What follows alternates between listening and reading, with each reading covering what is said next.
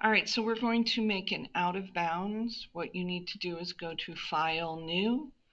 We're going to make sure that it's on inches. We're going to make it 10 inches by 8 inches, 150, transparent, and hit Create. We will go to our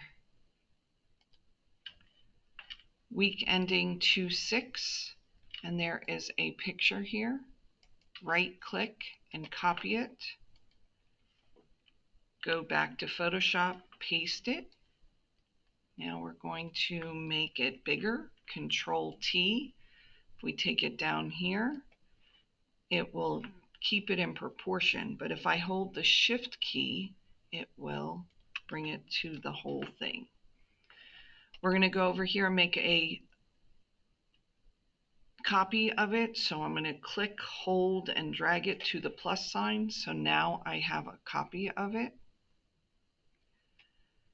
We're going to turn one of them off, and we're going to go up here to the lasso. When you put the lasso, it says select and mask. It will come in, and we want to select the subject. So now, as you can see, not all of it got selected. So up here, there's a plus sign. If you just take and drag your cursor where you want to add, it will add to it. Scroll down to where it says output settings and go output to layer mask and say OK. So now we have the background, we have just our guy that's going to pop out. We're going to create a new layer, and we are going to go to our shape tool. Up here is where you can turn it to white if it's not already white, and we're going to draw a shape. We'll go to the selection tool to get rid of the handles, and then we'll hit Control T and right click right on top of it to go to warp. Now we can do whatever we want to it and then hit OK. We're going to take this and put it all the way to the bottom.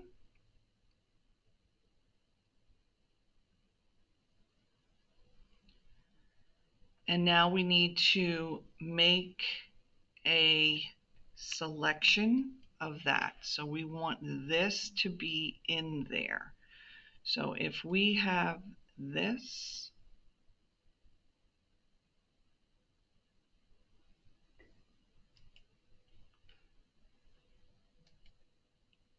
oops, wrong one, sorry, this one, and say create clipping mask. Now I have a clipping mask, and you can see that it's still coming out because of my color up here. All right, so now I have my clipping mask. So the next thing that I want to do is I want to put a white border on it. So if I go up here to, I have it selected, and if you don't have it selected anymore, if your dancing ants went away, you go here to your rectangle, hit the Control key and click on the thumbnail, and you will get the dancing ants. Now you will go to Select, Modify, Contract, and you can contract it as much as you want. I'm just going to do 20 to make sure. Okay. But now I have the inside of this selected, and I want to select the outside. So to select the outside, I have to go up to Select Inverse. You guys use that in math. We're going to go ahead and make a new layer, and we're going to hit Alt backspace, and it came out black because these are my colors over here.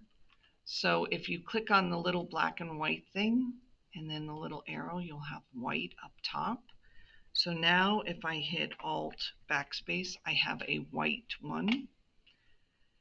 And if I clip this, so now I only have that.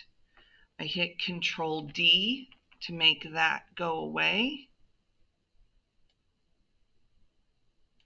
And now we need to add a drop shadow. So this is my rectangle. So if I double click on here, I go to drop shadow. And I need to go to normal. I need to change this to 100%, and then I can change the size. You can change the spread, you can change whatever here. You can change where it goes, you can tell. Hit OK. And then the last step is we need to put in a gradient background. So I'm going to create a new layer. I'm going to go here to my paint bucket. I'm going to right click, go to my gradient tool.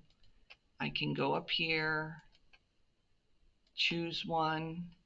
You can choose whichever one of these you want, and then you click, hold, and drag. I now have an out of bounds. If you have any other questions, let me know.